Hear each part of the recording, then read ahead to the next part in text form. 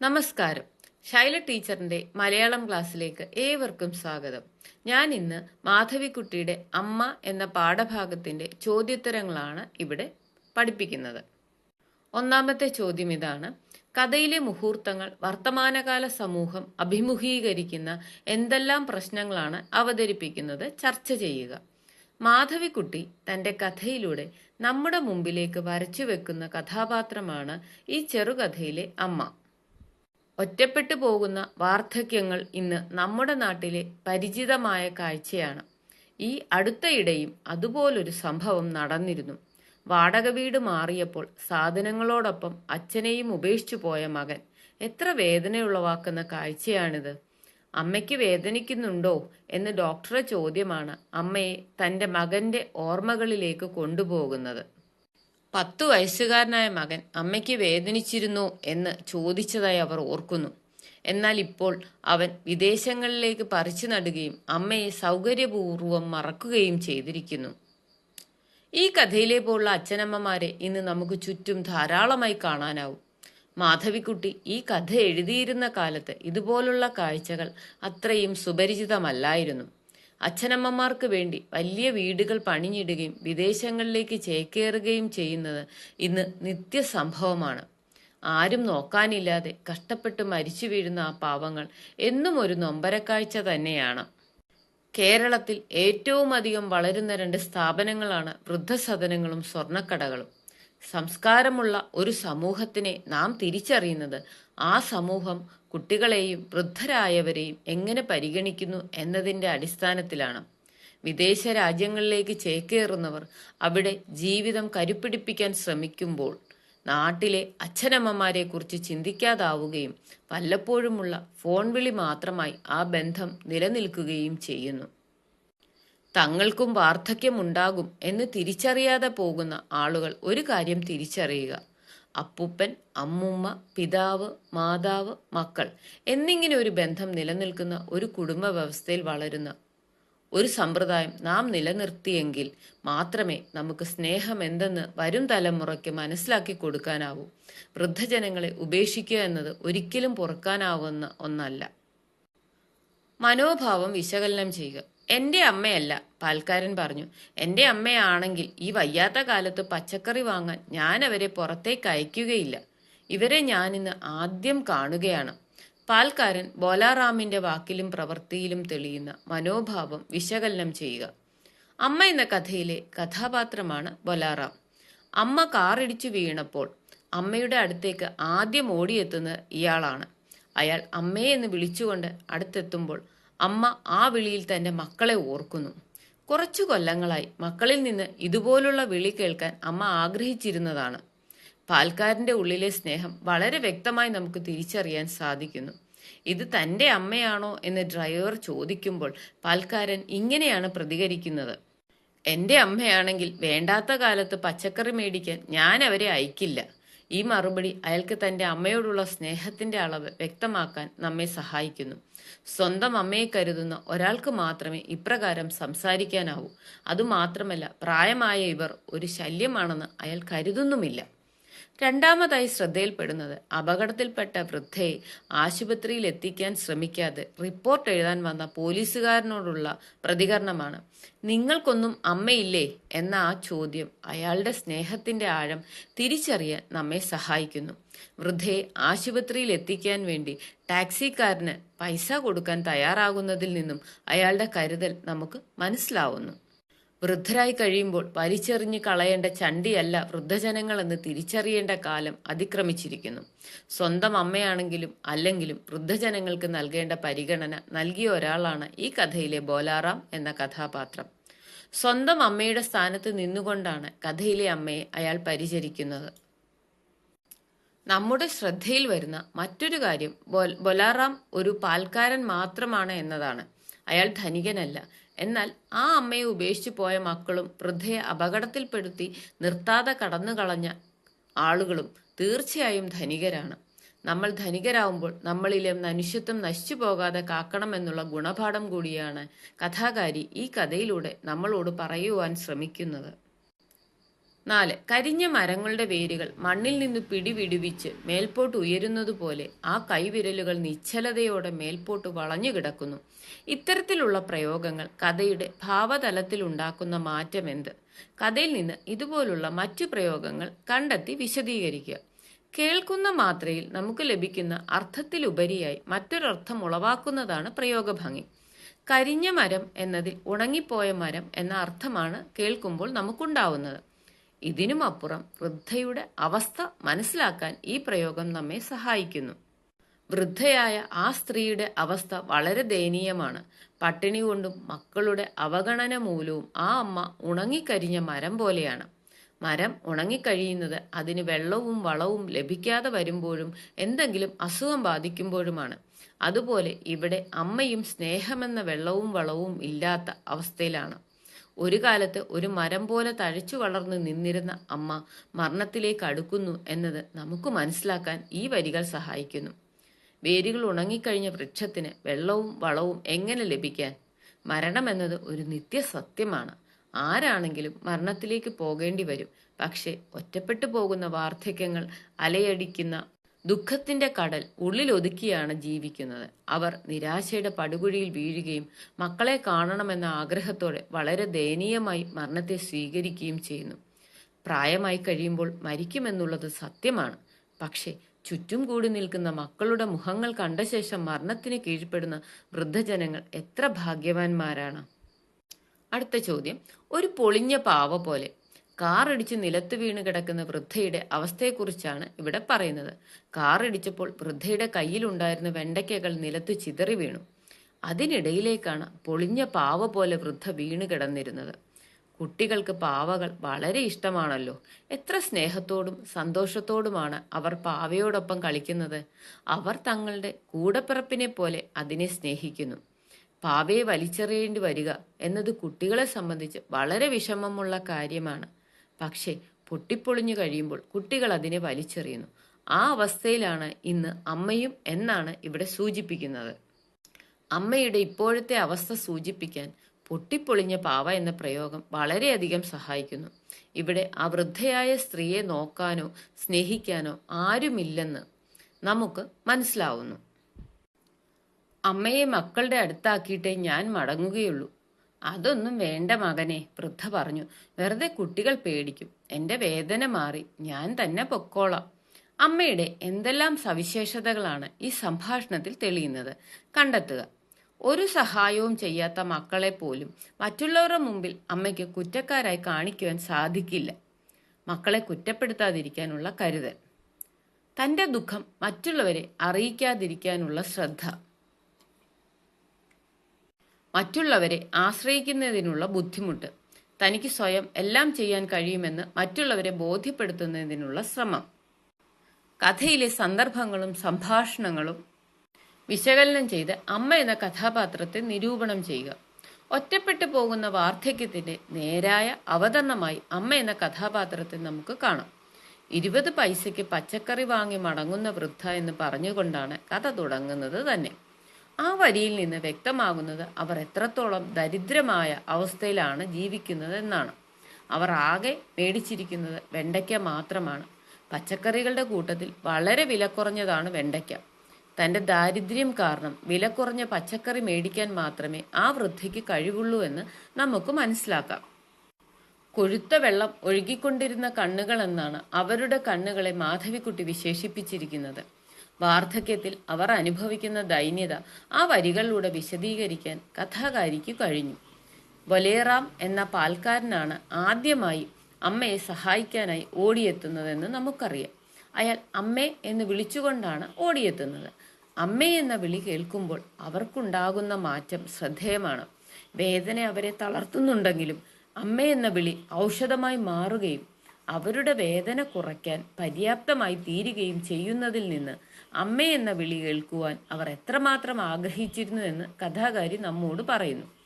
അമ്മേ എന്ന വിളി അവരുടെ വേദന കുറയ്ക്കാൻ പര്യാപ്തമാകുന്ന കാഴ്ചയാണ് നമുക്കിവിടെ കാണാനാവുന്നത്. പിന്നീട് ആശുപത്രിയിലേക്ക് കൊണ്ടുപോകുന്ന ഡ്രൈവറും അതുപോലെ തന്നെ ഡോക്ടറും അമ്മയെന്ന് വിളിക്കുമ്പോൾ അവർ വീണ്ടും തന്റെ മക്കളുടെ ഓർമ്മയിലേക്ക് കയറി ചെല്ലുന്നു.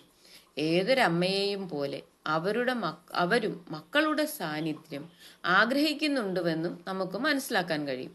മക്കളെ വളരെയധികം സ്നേഹിച്ചിരുന്ന ഒരു അമ്മയെയാണ് അവരെന്ന് തിരിച്ചറിയാൻ നമ്മെ സഹായിക്കുന്നു. ജോലികളെല്ലാം മക്കൾക്ക് വേണ്ടി പരാതിയില്ലാതെ ചെയ്തിരുന്ന അമ്മയെയാണ് നമ്മളിവിടെ കാണുന്നത്.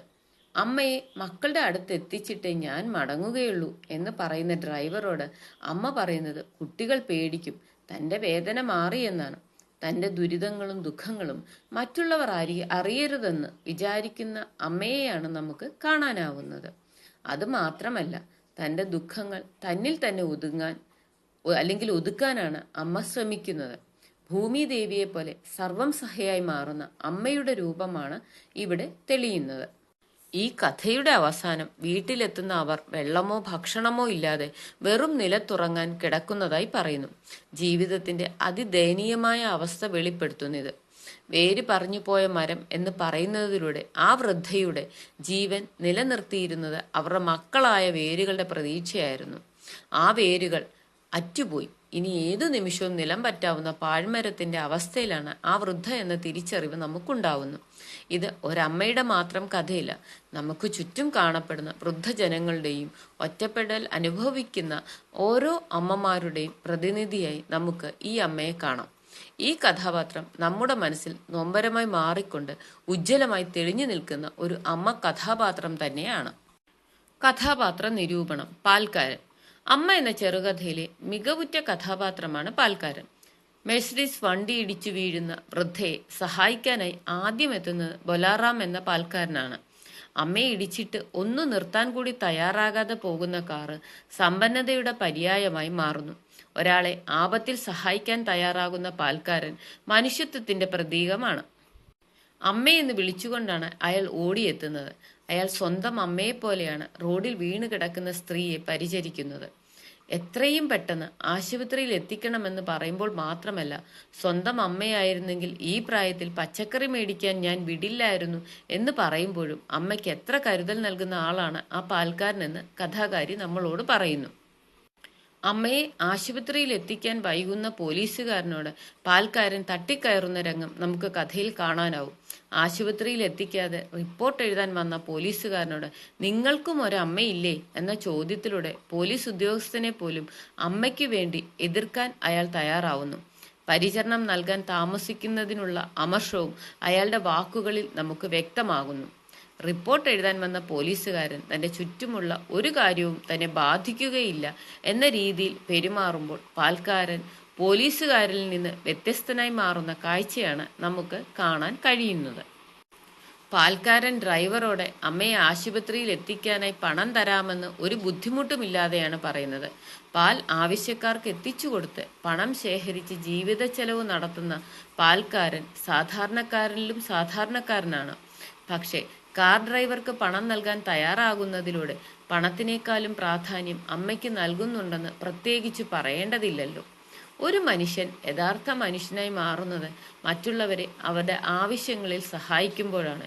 ഇവിടെ മനുഷ്യൻ എന്ന പദത്തിന്റെ അർത്ഥം പൂർണ്ണമായും ഉൾക്കൊള്ളുന്ന ഒരാളെയാണ് നമുക്ക് കാണാനാവുന്നത്. അതുമാത്രമല്ല, മാനവികതയുടെ ഉത്തമ ഉദാഹരണമായി പാൽക്കാരൻ മാറുന്നത് നമുക്ക് തിരിച്ചറിയാം. ബൊലേറാം എന്ന കഥാപാത്രം ഈ കഥയിലെ തിളക്കമുള്ള വ്യക്തിത്വമുള്ള മനുഷ്യനായി നിലനിൽക്കുന്നു, അല്ലെങ്കിൽ സമൂഹത്തിന്റെ പ്രതീകമായി മാറുന്നു. തിരക്കഥ തയ്യാറാക്കുക. അമ്മ എന്ന മാധവിക്കുട്ടിയുടെ കഥയെ ആസ്പദമാക്കി തയ്യാറാക്കിയത്. സീൻ 1. നഗരത്തിലെ തിരക്കുള്ള റോഡിന്റെ സൈഡിൽ കൂടി ഒരു പ്രായമായ സ്ത്രീ പച്ചക്കറി ഒരു കുട്ടയിൽ പിടിച്ചുകൊണ്ട് നടന്നു വരുന്നു. സീൻ 2. ഒരു മെഴ്സിഡീസ് കാർ പാഞ്ഞു വരുന്നു. സ്ത്രീയെ തട്ടി വീഴ്ത്തി നിർത്താതെ പാഞ്ഞു പോകുന്നു. വൃദ്ധ നിലത്തു വീഴുന്നു. കയ്യിലിരുന്ന വെണ്ടയ്ക്ക റോഡിൽ ചിതറി വീഴുന്നു. കാൽമുട്ട് പൊട്ടി ചോര വാർന്നു കിടക്കുന്ന വൃദ്ധ. സീൻ 3. ഒരു പാൽക്കാരൻ തന്റെ സൈക്കിൾ ഒതുക്കി വെച്ച് വൃദ്ധയുടെ അടുത്തേക്ക് ഓടി വരുന്നു. പാൽക്കാരൻ എന്തു പറ്റി അമ്മേ?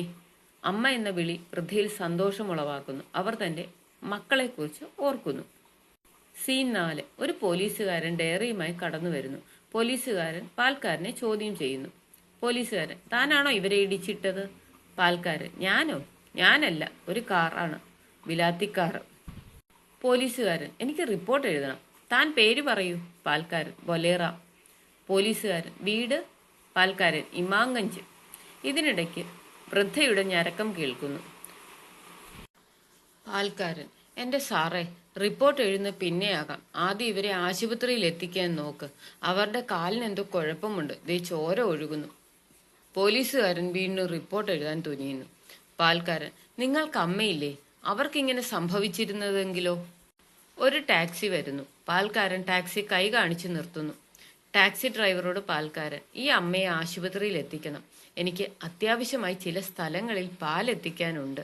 വണ്ടിക്കൂലി ഞാൻ തരാം. ടാക്സി ഡ്രൈവർ പാൽക്കാരനോട്: നിങ്ങളുടെ അമ്മയാണോ? പാൽക്കാരൻ: എന്റെ അമ്മയല്ല, വണ്ടി ഇടിച്ചത് കണ്ട് ഓടി വന്നതാ. എന്റെ അമ്മയായിരുന്നെങ്കിൽ ഞാൻ ഇവരെ പച്ചക്കറി മേടിക്കാൻ പറഞ്ഞു വിടില്ലായിരുന്നു. ഡ്രൈവർ: ഓ ശരി, ഞാൻ എത്തിച്ചോളാം, നിങ്ങൾ പൊയ്ക്കോ. സീൻ 6. ആശുപത്രി. ഡ്രൈവർ വൃദ്ധയെ താങ്ങിയെടുത്ത് ആശുപത്രി മുറിയിൽ എത്തിക്കുന്നു. ഒരു കട്ടിലിൽ കിടത്തുന്നു. ഡോക്ടർ: എന്തു പറ്റി? ഡ്രൈവർ: കാറിടിച്ചതാ, കാല് മുറിഞ്ഞ് രക്തം ഒഴുകുന്നു. ഡോക്ടർ: അമ്മേ, എന്തു പറ്റി? വേദനയുണ്ടോ? അമ്മ എന്ന വിളി കേട്ട് തന്റെ പഴയ കാലത്തെക്കുറിച്ച് ഓർക്കുന്ന അമ്മ. ഡോക്ടർ: അമ്മേ, വേദനയുണ്ടോ? അമ്മ എന്തോ പിറുപിറുക്കുന്നു. ഡോക്ടർ: എന്താ അമ്മേ, എന്തെങ്കിലും പറഞ്ഞോ? പേടിക്കണ്ട, ഞാൻ ശരിയാക്കി തരാം. ഡോക്ടർ മുറിവ് കഴുകി വൃത്തിയാക്കി കെട്ടുന്നു. ഡോക്ടർ: അമ്മയുടെ വീട് എവിടാ? അമ്മ: പഹാഡ്ഗഞ്ച്. ഡോക്ടർ: മക്കളൊക്കെ എവിടെയാണ്? ഞാൻ അവരെ വിളിക്കട്ടെ? അമ്മ: വേണ്ട, കുഴപ്പമില്ല, ഞാൻ പൊയ്ക്കോളാം. ഡോക്ടർ: ഞാൻ കൊണ്ടുവിടാം. ഡ്രൈവർ: വേണ്ട വേണ്ട, ഞാൻ കൊണ്ടുവിട്ടോളാം, എനിക്ക് വണ്ടിയുണ്ടല്ലോ. സീൻ 7. ഡ്രൈവർ വൃദ്ധയെ താങ്ങി പിടിച്ച് കാറിൽ കയറ്റുന്നു. കാർ മുന്നോട്ട് പോകുന്നു. വൃദ്ധ വീണ്ടും പിറുപിറുക്കുന്നു. എന്റെ വെണ്ടയ്ക്കെല്ലാം പോയി. വൃദ്ധ കാണിച്ച വീടിന് മുമ്പിൽ ഡ്രൈവർ കാർ നിർത്തുന്നു. ഡ്രൈവർ: അമ്മ ഇറങ്ങിക്കോളൂ, ഞാൻ കൊണ്ടുവിടട്ടെ? അമ്മ: അതൊന്നും വേണ്ട മോനെ, മക്കൾ പേടിക്കും. എന്റെ വേദനയെല്ലാം മാറി. സീൻ 8. വൃദ്ധയുടെ വീട്. വൃദ്ധ ആത്മഗതം. വെണ്ടയ്ക്കെല്ലാം പോയി. മൺകുടം എടുത്തു നോക്കിക്കൊണ്ട്: ഇന്ന് വെള്ളം എടുത്ത് വെക്കാനും മറന്നു. ഇന്ന് ഭക്ഷണവുമില്ല, വെള്ളവുമില്ല. അവർ വെറും നിലത്ത് കിടക്കുന്നു. സ്ക്രീനിൽ താഴെ പറയുന്നവ തെളിയുന്നു. നാം ഓരോരുത്തരും ഓരോ അമ്മമാരുടെ മടിത്തട്ടിലാണ് ജീവിച്ചു തുടങ്ങുന്നത്. അതാണ് നമ്മുടെ ആദ്യത്തെ വിദ്യാലയം. അവിടെയാണ് നാം ആദ്യം സംസ്കാരം പഠിക്കുന്നത്. മാനവന്റെ അഭയകേന്ദ്രവും അമ്മയാണ്. ആധുനിക മനുഷ്യൻ തന്റെ മൂല്യങ്ങൾ വലിച്ചെറിഞ്ഞപ്പോൾ അമ്മമാർ മനസ്സിൽ നിന്നും പുറത്താക്കപ്പെട്ടു. മനുഷ്യൻ ചിന്തിക്കാൻ കഴിയുന്നവനാണ്. 10 മാസത്തോളം അവൻ അവന്റെ അമ്മയുടെ ഗർഭപാത്രത്തിൽ പുലരുന്നു. ആ സമയത്ത് അമ്മമാർ ഒന്ന് തിരിഞ്ഞു കിടക്കണമെങ്കിൽ പോലും വളരെ ആലോചിച്ചാണ് ചെയ്യാറ്. അങ്ങനെയുള്ള അമ്മമാരെയാണ് വിദേശങ്ങളിൽ ചേക്കേറുമ്പോൾ നാം ഉപേക്ഷിച്ചു പോകുന്നത്. വിശകലന കുറിപ്പ് തയ്യാറാക്കുക. ആ കാഴ്ച കണ്ട് അവർ പകച്ചു നിന്നുപോയി. ആ കാഴ്ച കണ്ട് അവർ വീട്ടിലേക്ക് തിരിച്ചുപോയി. പോയി എന്ന പദം 2 സന്ദർഭത്തിലും ഒരേ അർത്ഥത്തിലാണോ ഉപയോഗിച്ചിരിക്കുന്നത്? എന്താണ് ഇവ തമ്മിലുള്ള വ്യത്യാസം? വിശകലനക്കുറിപ്പ് തയ്യാറാക്കുക. പോയി എന്ന പദം 2 സന്ദർഭത്തിലും ഒരേ അർത്ഥത്തിലല്ല ഉപയോഗിച്ചിരിക്കുന്നത്. ആ കാഴ്ച കണ്ടതുകൊണ്ട് അവർ പകച്ചു നിന്നുപോയി എന്ന വാക്യത്തിന്റെ അർത്ഥം എന്തോ കണ്ട് അവർ അവിടെ തന്നെ സ്തംഭിച്ചു നിന്നുപോയി എന്നാണ്. എന്നാൽ ആ കാഴ്ച കണ്ട് അവർ വീട്ടിലേക്ക് തിരിച്ചുപോയി എന്ന വാക്യത്തിന്റെ അർത്ഥം എന്തോ കാഴ്ച കണ്ടതുകൊണ്ട് അവർ വീട്ടിലേക്ക് തിരിച്ചുപോയി എന്നുമാണ്. ആ കാഴ്ച കണ്ടതുകൊണ്ട് അവർ പകച്ചു നിന്നുപോയി എന്ന വാക്യത്തിൽ പറഞ്ഞിരിക്കുന്നതിൽ നിന്നു എന്ന പൂർണ്ണക്രിയയെ ഒന്നുകൂടി ഊന്നി പറയുവാനാണ് പോയി എന്ന പദം ഉപയോഗിച്ചിരിക്കുന്നത്. ആ വാക്യത്തിൽ നിന്നു എന്ന പൂർണ്ണക്രിയയെ സഹായിക്കുന്ന ക്രിയയാണ് ഇവിടെ പോയി എന്ന പദം. ഇപ്രകാരമുള്ള പ്രയോഗത്തിന് അനുപ്രയോഗം എന്ന് പറയുന്നു. ഒരു പൂർണ്ണക്രിയയുടെ രൂപത്തെയോ അർത്ഥത്തെയോ പരിഷ്കരിക്കുന്നതിനു വേണ്ടി അതിനു പിന്നാലെ പ്രയോഗിക്കുന്ന അപ്രധാന ക്രിയകളെയാണ് അനുപ്രയോഗം എന്ന് പറയുന്നത്. ആ കാഴ്ച കണ്ട് അവർ വീട്ടിലേക്ക് തിരിച്ചുപോയി എന്ന വാക്യത്തിൽ പോയി എന്ന പദം സഞ്ചരിക്കുക അല്ലെങ്കിൽ യാത്രയാവുക എന്ന അർത്ഥത്തിലാണ് ഉപയോഗിച്ചിരിക്കുന്നത്. ഇന്നത്തെ ഈ ക്ലാസ് എല്ലാവർക്കും ഇഷ്ടപ്പെട്ടുവെന്ന് കരുതുന്നു. ഇനി അടുത്ത ക്ലാസ്സുമായി കണ്ടുമുട്ടുന്നതുവരെ നന്ദി, നമസ്കാരം.